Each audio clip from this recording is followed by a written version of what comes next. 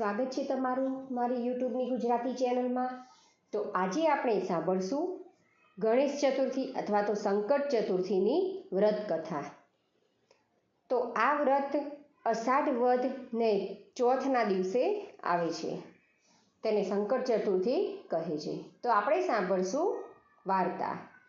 સૌનકાદિક ઋષિઓ બોલ્યા, હે મહાત્મા, આપ અમને અષાઢ મહિનામાં આવતી સંકટ ચતુર્થીનું મહાત્મ્ય કહો। સૂતજી બોલ્યા, હે ઋષિઓ, અષાઢ માસની ગણેશ સંકટ ચોથ ભાલચંદ્ર ગણેશ ચતુર્થી તરીકે પણ ઓળખાય છે। ગણપતિના લલાટે ચંદ્ર શોભે છે, જે ભગવાન શિવના મસ્તકે શોભાયમાન ચંદ્રમાનું સંક્ષિપ્ત રૂપ છે। ઓમ ભાલચંદ્રાય નમઃ મંત્રના જાપ સાથે આ ચોથના દિવસે ગણપતિનું વ્રત અને વિધિપૂર્વક પૂજન કરવું જોઈએ। મહિજીત રાજાની કથા આ વ્રત સાથે સંકળાયેલી છે। દ્વાપર યુગમાં મહિજીત નામનો રાજા થઈ ગયો। તે મહિષ્મતી નગરીનો રાજા હતો। મહિજીત ઘણો જ પ્રતાપી, પુણ્યશાળી અને પ્રતાપી રાજા હતો। તે પુત્રની જેમ પ્રજાનું પાલન કરતો। રાજા બધી વાતે સુખી હતો। તેને એક જ વાતની ખોટ હતી કે તેને કોઈ પુત્ર નહોતો। પુત્ર પ્રાપ્તિ માટે તેણે ઘણા દાન, પુણ્ય, યજ્ઞ, યાગ વગેરે કર્યા, પણ કોઈ લાભ થયો નહીં। ઉંમર વધવાની સાથે તે ચિંતાગ્રસ્ત અને દુઃખી થયો। એક દિવસ તેણે નગરજનોને, વિદ્વાનો અને બ્રાહ્મણોને ભેગા કર્યા અને દુઃખી થઈને કહ્યું, મેં કોઈ જાતનું પાપ કર્મ આચર્યું નથી, કોઈને પરેશાન કર્યા નથી, પરાયું ધન છીનવ્યું નથી, પ્રજાનું પણ પાલન મેં સર્વશ્રેષ્ઠ રીતે કર્યું છે। આમ છતાં મને પુત્ર પ્રાપ્તિ થઈ નથી। મારું પિંડદાન કોણ કરશે અને રાજવંશ કઈ રીતે ચાલુ રહેશે? તમે સૌ મને આનો કોઈ ઉકેલ બતાવો। સર્વ એકત્રિત થયેલા સજ્જન પુરુષોએ પોતાના જુદા જુદા મંતવ્યો રજૂ કર્યા। તેમાંનો એક બોલ્યો, રાજાજી, એ દાન પુણ્ય તો ઘણા કર્યા છે। હવે આપણે મોટો યજ્ઞ કરીએ અને દેવોને વિનંતી કરીએ, જેથી તમને પુત્ર પ્રાપ્તિ થાય।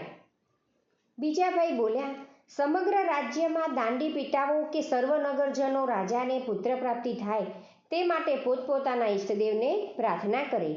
અંતે સર્વની ચર્ચાનો સાર એ નીકળ્યો કે રાજ્યના વિદ્વાનો, બ્રાહ્મણો તેમજ નગરજનો નગર ત્યજી વનમાં જઈ તપશ્ચર્યા કરી રાજાના પુત્ર પ્રાપ્તિ કાર્યમાં સહભાગી બનવું। આમ સર્વેએ વનમાં પ્રયાણ કર્યું। તેઓ એકાંત સ્થળ શોધી ત્યાં તપશ્ચર્યા કરવા ઈચ્છતા હતા। ત્યાં તેમને તપસ્યામાં લીન મુનિના દર્શન થયા।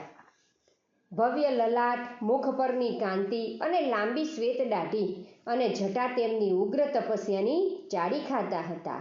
પદ્માસનમાં બિરાજમાન મુનિ પ્રભુ સ્મરણમાં લીન હતા। સર્વે તેમની પાસે પહોંચ્યા। તપસ્યા કરનાર મુનિનું નામ લોમસ મુનિ હતું। બધા નજીક આવ્યા ત્યારે મુનિએ આંખો ખોલી અને સર્વેને ત્યાં આવવાનું પ્રયોજન પૂછ્યું। સર્વે નગરજનોએ હાથ જોડીને પ્રાર્થના કરતા કહ્યું, હે મુનિવર્ય, અમારા રાજા દયાળુ, પ્રજાપાલક, શૂરવીર અને ધર્મવત્સલ હોવા છતાં તેમને એક પણ સંતાન નથી। તેમને પુત્રની પ્રાપ્તિ થાય તે હેતુથી અમે વનમાં તપ કરવા આવ્યા છીએ। હે મુનિશ્રી, આપ તો ત્રિકાળદર્શી છો, આપ અમને માર્ગદર્શન આપો એવી અમારી પ્રાર્થના છે। નગરજનોની વાત સાંભળીને મહર્ષિ લોમસ ધ્યાનમગ્ન બન્યા। થોડીવાર પછી આંખો ખોલીને તેઓ બોલ્યા, પ્રજાજનો, તમે ધ્યાનપૂર્વક સાંભળો। સંકટનાશક ગણેશ ચતુર્થી વ્રત સંતાનહીનને સંતાન પ્રાપ્તિ કરાવે છે, વળી નિર્ધનને ધનવાન કરે છે। અષાઢ વદ ચોથના દિવસે એકદંત ગજાનનની પૂજા કરીને વ્રતનો આરંભ કરો। વિધિવ્રત પૂજન કરી વ્રત કરશો તો તમારું વ્રત જરૂર ફળશે। મહર્ષિ લોમસને સર્વેએ બે હાથ જોડી પ્રણામ કર્યા। સૌ તેમનો આભાર માની અનુમતિ લઈ નગરમાં આવ્યા। રાજા મહિજીતને સર્વેએ વાત જણાવી અને વ્રતની વિધિ કહી। રાજાએ તેમજ પ્રજાએ ગણેશ સંકટ ચતુર્થીનું વ્રત કર્યું। વ્રતના પ્રતાપે રાણી ગર્ભવતી બન્યા અને પૂરા દિવસે પુત્રને જન્મ આપ્યો। આમ આ વ્રત ઘણું ચમત્કારી છે। આભાર।